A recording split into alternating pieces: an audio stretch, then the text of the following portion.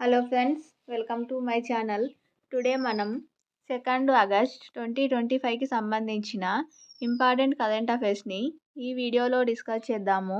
మా ఛానల్ని గనక ఫస్ట్ టైం చూస్తున్న వాళ్ళు ఉంటే వీడియోని లైక్ చేసి ఛానల్ని సబ్స్క్రైబ్ చేసుకోండి.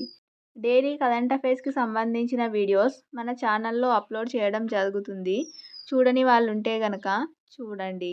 అలాగే వీడియో కింద డిస్క్రిప్షన్లో టెలిగ్రామ్ ఛానల్ లింక్ ఉంటుంది, జాయిన్ అవ్వండి.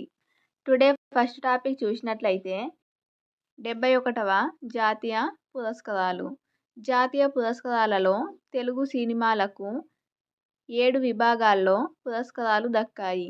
తెలుగు ఉత్తమ చిత్రంగా బాలకృష్ణ నటించిన భగవత్ కేసరికి, అలాగే ఉత్తమ యాక్షన్ డైరెక్షన్గా హనుమాన్ సినిమా, నందు పృథ్వీకి, ఊరు పల్లెటూరు పాటకు బలగం మూవీ నుంచి ఉత్తమ గేయ రచయితగా కాసర్ల శ్యామ్కు అవార్డులు వచ్చాయి.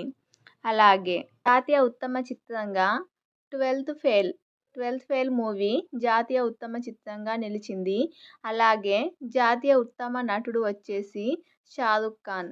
జవాన్ మూవీకి హిందీ మూవీతో ఉత్తమ నటుడుగా అవార్డు వచ్చింది. అలాగే 12th ఫెయిల్లో హిందీ మూవీ విక్రాంత్ మస్సేకి ఉత్తమ నటుడు అవార్డు వచ్చింది 12th ఫెయిల్ మూవీకి. జాతీయ ఉత్తమ నటి Rani Mukherjee Mrs Chatterjee versus Norway Hindi movie. అలాగే చైల్డ్ ఆర్టిస్ట్గా సుక్రువేణి గాంధీ తాత చెట్టు తెలుగు మూవీకి గాను చైల్డ్ ఆర్టిస్ట్గా నటించిన సుక్రువేణికి ఉత్తమ చైల్డ్ ఆర్టిస్ట్ అవార్డు వచ్చింది. సో దీనికి సంబంధించి 71వ జాతీయ సినీ పురస్కారాలకు సంబంధించి అన్నీ చూసుకోవాల్సి ఉంటుంది, చాలా ఇంపార్టెంటు. అలాగే నెక్స్ట్ టాపిక్ చూసినట్లయితే జిఎస్టీ వసూళ్లలో 10% వృద్ధి. జూలై నెలలో దేశవ్యాప్తంగా GST goods and services tax వసూళ్లు 1,95,735 కోట్ల మేర వచ్చాయి. గతేడాది ఇదే నెలతో పోలిస్తే వసూళ్లలో 7.5% వృద్ధి నమోదైంది. గతేడాది జూలై నెలతో పోలిస్తే తెలంగాణలో 10% వృద్ధి నమోదైంది. సో ఇవి జూలైకి సంబంధించిన జిఎస్టీ వసూళ్లు. జిఎస్టీ అంటే గూడ్స్ అండ్ సర్వీసెస్ ట్యాక్స్. ఇది భారతదేశంలోకి ఎప్పుడు అమల్లోకి వచ్చింది అనేది కామెంట్ చేయండి. అలాగే నెక్స్ట్ ఇంపార్టెంట్ టాపిక్ చూసినట్లయితే ఇంటర్నేషనల్ రిలేషన్స్లో భాగంగా సుంకాల మోత. అమెరికా అధ్యక్షుడు డొనాల్డ్ ట్రంప్ ఒక్కో దేశానికి ఒక్కో విధమైన సుంకాలు విధిస్తున్నారు. సర్దుబాటు చేసిన ప్రతీకార సుంకం భారత్పై 25%గా ఉందని ప్రకటించిన ఆయన ఇవన్నీ ఈ నెల 7 నుంచి అమల్లోకి వస్తాయని తాజాగా ప్రకటించారు. సిరియా దేశంపై అత్యధికంగా 41% టారిఫ్ను విధించారు. దాదాపు 70 దేశాలపై ఉన్న సుంకాలను పెంచడం జరిగింది. కెనడా నుంచి దిగుమతి వస్తువులపై సుంకాన్ని 25% నుంచి 35%కి పెంచారు.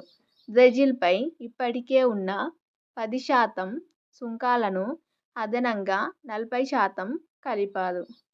అలాగే పాకిస్తాన్కు మాత్రం 29% నుంచి 19%కి సుంకాలను తగ్గించడం జరిగింది.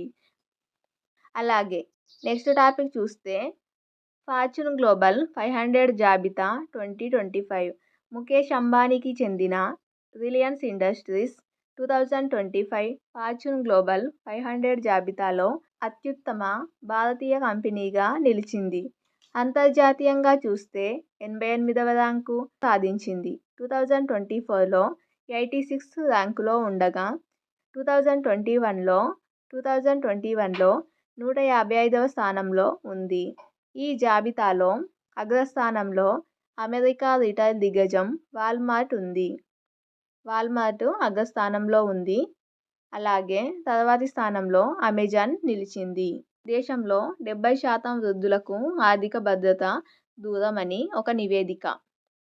దేశంలో 70% వృద్ధులకు ఆర్థికంగా ఇతరులపై ఆధారపడుతున్నారని చాలామంది ఉద్యోగ విరమణ తర్వాత పనిచేస్తున్నారని ageing in India challenges and opportunities నివేదిక పేర్కొంది. ఈ నివేదికను నీతి ఆయోగ్, అలాగే కేంద్ర సామాజిక న్యాయం, సాధికారత మంత్రిత్వ శాఖ, అలాగే జాతీయ మానవ హక్కుల సంఘాలతో కలిసి సంకల ఫౌండేషన్ ఈ నివేదికను రూపొందించింది. ఇది ఫ్రెండ్స్ టుడే 2 ఆగస్ట్ 2025కి సంబంధించిన important current affairs video. Video నచ్చినట్లయితే లైక్ చేసి ఛానల్ని ఫస్ట్ టైం చూస్తున్నట్లయితే సబ్స్క్రైబ్ చేసుకోండి. Thank you.